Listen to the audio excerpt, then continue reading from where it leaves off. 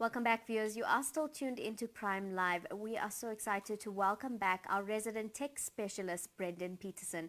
And today we are talking about everything and anything when it comes to wearable technology. From smartwatches to fitness watches, we're going to be discussing it all. So join us as we delve further into the conversation and find out more about what is trending when it comes to wearable technology. Good evening, Brendon. Thank you so much for joining us on Prime Live. Thank you as always for having me.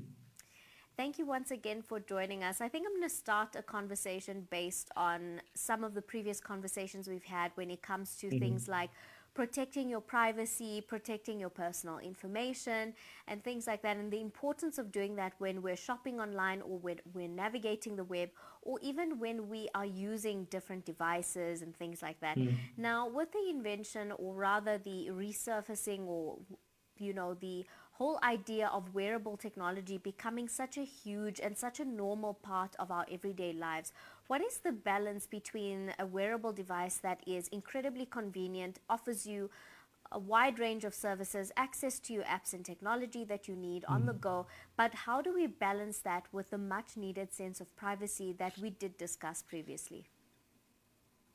It's such an interesting question because just earlier today I was talking to someone about how many of us, I think myself included, have traded convenience, for privacy.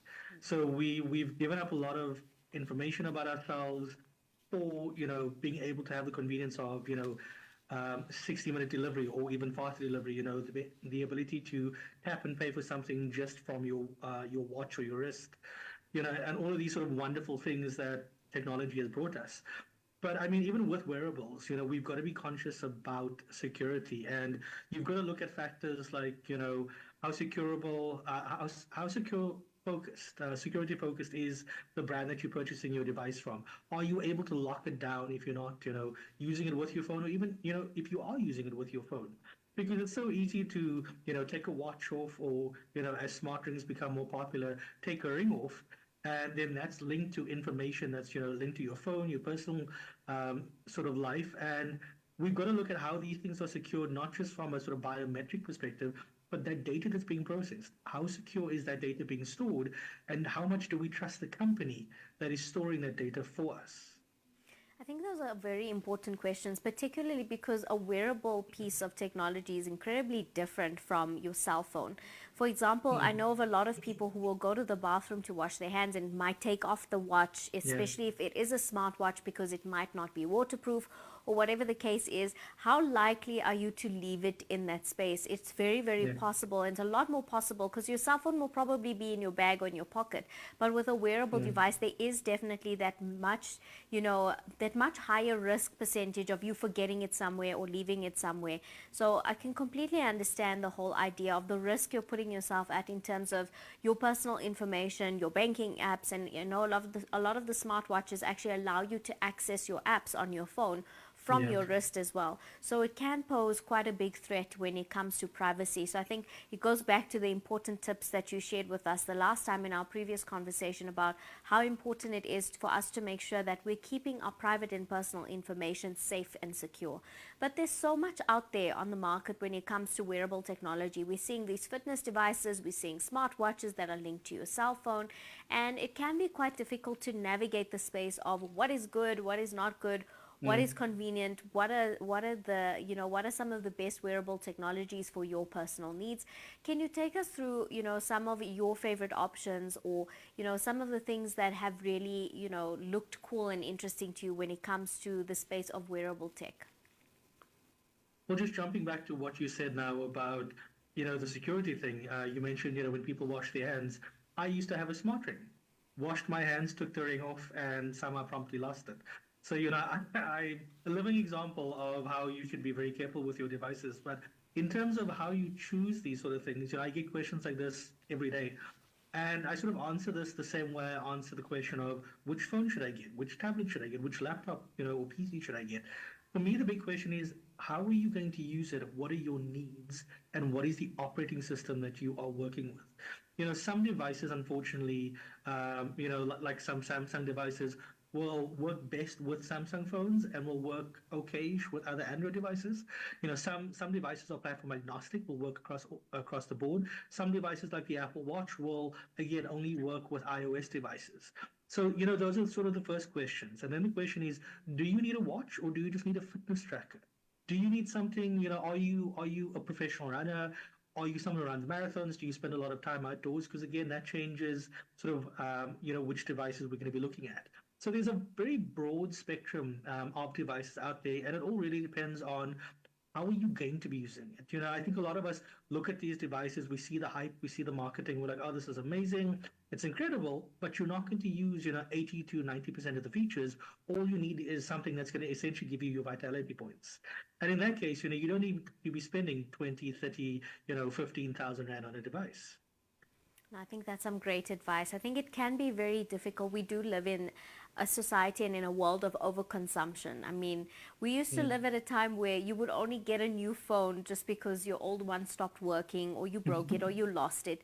And we're definitely living in the time where it's all about keeping up with what's trending, keeping up with Yeah. everything that is new and innovative and exciting. So even if your device is currently still working perfectly, if there's a new iPhone out, you definitely want to jump on that Mm. bandwagon when a lot of people, I mean, the iPhone conversation is a completely different one. A lot of people have been very unhappy with the latest iPhone, and if there's a lot of debate and conversation about the previous iPhones actually being better. But when we live in such a world of overconsumption, I think the advice you've shared is incredibly important Mm. in terms of not just picking a device based on what is trending and what is being, fed to us via influencers or social media, but rather picking a device that is suited to our particular needs. I mean, there's no reason why you should have a smartwatch that links to your phone if you're just going to need the watch for fitness tracking, for example. There are particular Mm. watches that are just for that. And at least if you lose the watch, at least the only information someone will have access to is how you haven't been reaching any of your fitness goals. So that's not too bad. But when it comes to wearable technology and it comes to innovation and things that are really bizarre and amazing that we're able to do with wearable technology, have you seen anything at the in the space that has really stood out to you recently? I mean, there's so many different unusual things that I've seen. I think one of the favorites that I saw a few months ago in Germany at IFA was this sort of, it almost looks like one of the sort of old Bluetooth sort of devices that you used to wear on your ear. But what it does is it does real-time translation. So, it's got multiple languages it supports. So I could be speaking to someone and they could speak to me in their sort of native language or home language, and I would get a real-time translation into a language that I understood. The only problem with that is, it's only one device, so you've got to pass it sort of back and forth, and that, in terms of hygiene, is not great. But I've seen other companies where they've been using AI, integrating it into, things like their buds. And it's allowing them to do maybe not as many languages, but also doing sort of live language translation. So I've seen things like that which are incredible.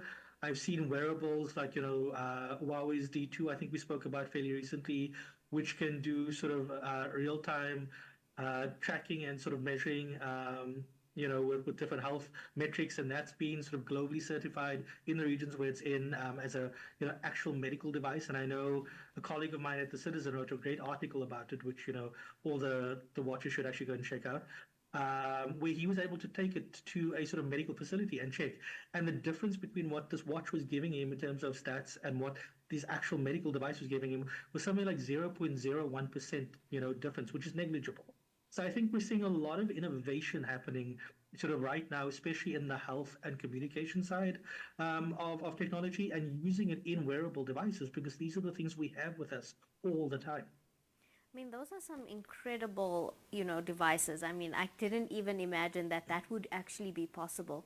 And that's the thing about the tech space. On a daily basis, it's constantly Yeah. changing, and there's new innovation, and there's new tech that's doing even cooler things. And that's why it's so difficult to be able to keep up with what's there and available. In terms of the devices that, can give in real time medical statistics and things like that, I think that's really incredible that we're able to do that. I think it's incredible that, to see how much technology has changed and how much it has grown over the years and over time as well. But what I also want to talk about is, these wearable devices are becoming very popular. They are moving towards Mm. mainstream now. how much do you think in the next 5 years or so these kinds of wearable technologies will become almost like incorporated into our lifestyles? How soon do you think it will be that even our little ones that are going to school are wearing these wearable tech devices to school and things like that? What do you think is the future of how these wearable tech devices are going to become integrated and part of everyday life? I mean, I've spoken to many parents. I've got a young nephew as well.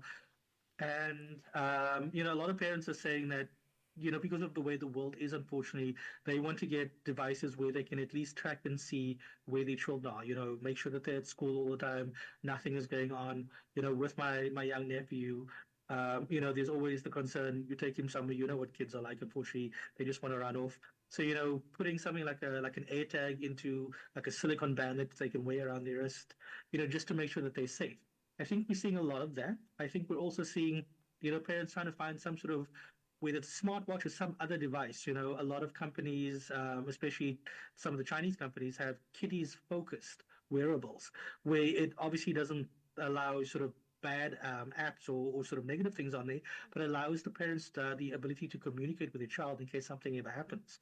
So I think we're going to see a lot of that, and I think we're going to see more of that. But obviously, there's going to be a lot of transparency in terms of data storage, what information is being pushed through, and all of those sort of things.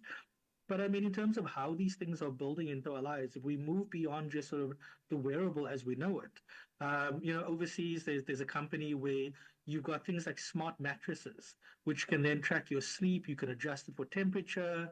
If you're married, your partner's sleeping on the other side of the bed. They want, like all the blankets, so they want to be warmer. You can adjust the temperature on their side as well. So you're seeing all of these things sort of becoming really part of the fabric of everything we do in life. And like we mentioned, that Huawei Watch D2 that can share the health stats, you can actually share that with your doctor, and they can use that to sort of supplement all the information that they've got, and sort of help build out a proper health plan for you using more metrics than they would be able to get, when you go for a doctor's checkup or for an assessment or something like that. So I think it really, really is becoming in many ways almost more integral than the smartphone, but also this wouldn't exist without the smartphone.